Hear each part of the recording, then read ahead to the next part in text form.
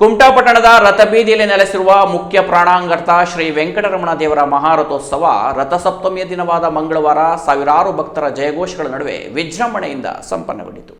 ಕುಂಬಾಪುರಾಧೀಶ ಶ್ರೀ ವೆಂಕಟರಮಣ ದೇವರ ಜಾತ್ರೆಯ ಪ್ರಯುಕ್ತವಾಗಿ ದೇವರ ಪಲ್ಲಕ್ಕಿ ಮೆರವಣಿಗೆ ಹಾಗೂ ವಿವಿಧ ಸಾಂಪ್ರದಾಯಿಕ ಆಚರಣೆಗಳು ಸಾಂಗವಾಗಿ ನಡೆದವು. ಬೆಳಿಗ್ಗೆಯಿಂದಲೇ ಭಕ್ತಾದಿಗಳು ವೆಂಕಟರಮಣ ದೇವಸ್ಥಾನಕ್ಕೆ ತೆರಳಿ ಹಣ್ಣುಕಾಯಿ ಪೂಜಾ ಸೇವೆ ಸಲ್ಲಿಸಿದರು. ಕೆಲವರು ವಿವಿಧ ಹರಕೆಗಳನ್ನು ಅರ್ಪಿಸಿ ಇಷ್ಟಾರ್ಥ ಸಿದ್ಧಿಸುವಂತೆ ಪ್ರಾರ್ಥಿಸಿದರು.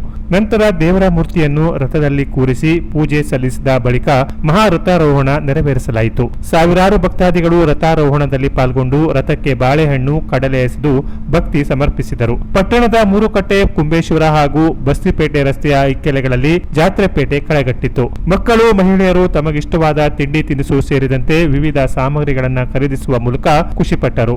ಜಾತ್ರೆ ಪೇಟೆಯುದ್ದಕ್ಕೂ ಜನಜಂಗುಳಿಯಿಂದ ಕೂಡಿದ್ದರಿಂದ ಬಸ್ತಿಪೇಟೆ ಕ್ರಾಸ್ನಲ್ಲಿಯೇ ವಾಹನ ನಿಲ್ಲಿಸಿ ಜಾತ್ರೆ ಮಾರುಕಟ್ಟೆಯಲ್ಲಿ ಪ್ರವೇಶಿಸಲು ಅವಕಾಶ ಕಲ್ಪಿಸಲಾಗಿತ್ತು. ಹಾಗಾಗಿ ಸುಭಾಷ್ ರಸ್ತೆ ಹಾಗೂ ಬಸ್ತಿಪೇಟೆ ರಸ್ತೆಯುದ್ದಕ್ಕೂ ವಾಹನಗಳು ಸಾಲು ಸಾಲಾಗಿ ನಿಂತಿದ್ದರಿಂದ ಟ್ರಾಫಿಕ್ ಸಮಸ್ಯೆಯೂ ಎದುರಾಗಿತ್ತು. ಪೊಲೀಸರು ವಾಹನಗಳು ನಿಧಾನವಾಗಿ ತೆರಳಲು ವ್ಯವಸ್ಥೆ ಮಾಡಿಕೊಡುವ ಮೂಲಕ ಯಾವುದೇ ತೊಂದರೆಯಾಗದಂತೆ ಎಚ್ಚರಿಕೆಯಿಂದ ಕರ್ತವ್ಯ ನಿರ್ವಹಿಸುತ್ತಿರುವುದು ಕಂಡುಬಂತು.